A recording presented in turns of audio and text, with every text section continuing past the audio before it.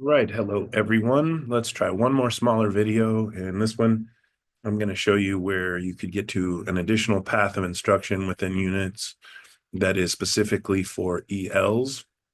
It is both kind of smaller in the amount of text and potentially has a different project instead of the writing prompt. So let me just show you those things. Share my screen. Okay. So again, we're here at home base. You can tell it's got your name on it. And we're going to go in and see unit. So again, to find the unit's path, we go in through the core ELA button, choose our grade level. I think I've been doing 7 for these videos, so I'm going to stay with 7. And I'm going to go on to unit 2, open up this orange button where it will open up the instructional path and most of the material for this particular unit. Okay, if you go to this integrated reading and writing button, we can see that there are potentially each one of these little orange buttons is another text, another start of another reading. Again, the readings are excerpt and smaller, but again, we're trying to get lots of reps, and you can see how this might be more reps or a little bit too much for a class that's more on the beginner side.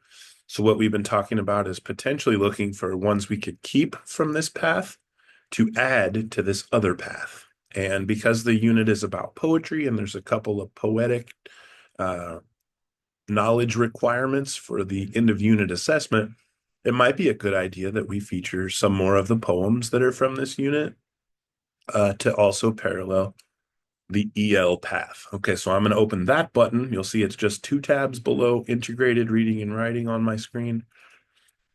When I open it, you'll see definitely fewer of these orange buttons that mean that's a kind of a new starting point, a new text. So I'm just going to open the first one. I should say, and I just worked with the new teacher at NIMS this morning, that I showed her it would be wise to start the unit with the essential question.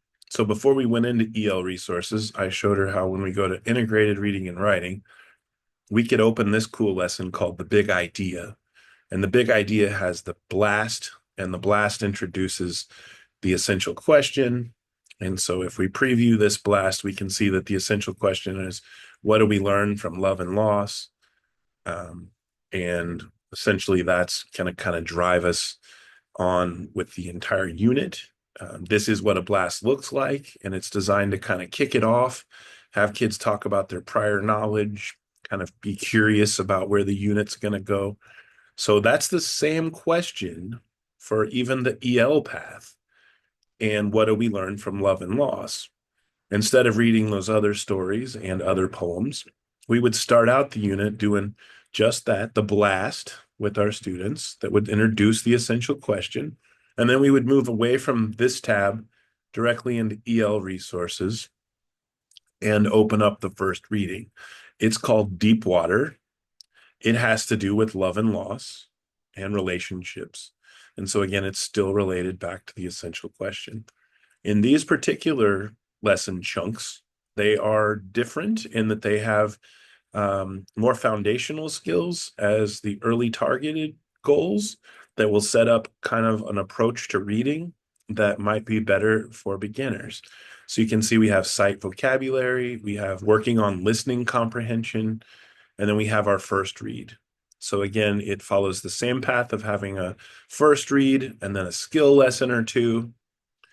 And then there's 3 skill lessons. So we're working on a little bit more skill in this particular reading because we're only doing one reading, but really applying multiple skills back to that reading. So we get a lot out of doing that one reading selection.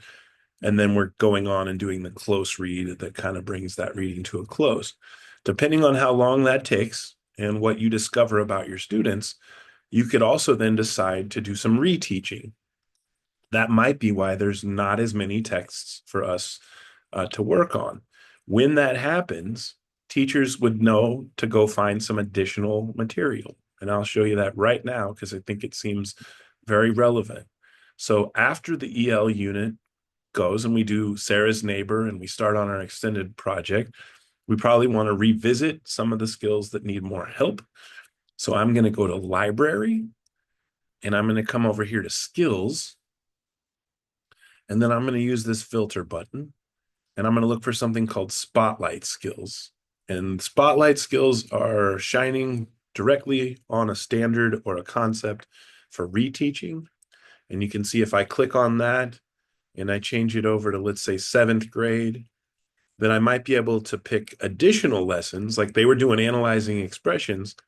Um, this is potentially even a grade level earlier, a sixth grade lesson. So maybe that would be what I would try if the first one that I did in seventh grade wasn't quite as awesome as I was hoping.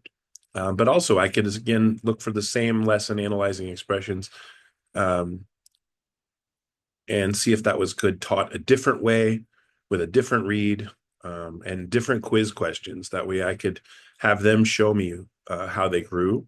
So the goal is to do those kind of routinely and to do them based on what your first attempt in the classroom taught you based on the data that you received and what else you would need to do to address some of those things that were not yet learned.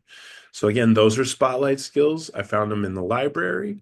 I went into filter. I chose grade level. I clicked on spotlight skills, and that narrowed down the ones that I would select from. And you'll notice that they're really based on some of the biggest parts of ELA anyway.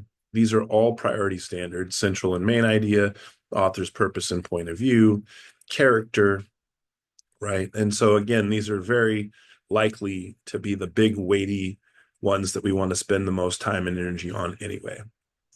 Okay, I hope that's been helpful.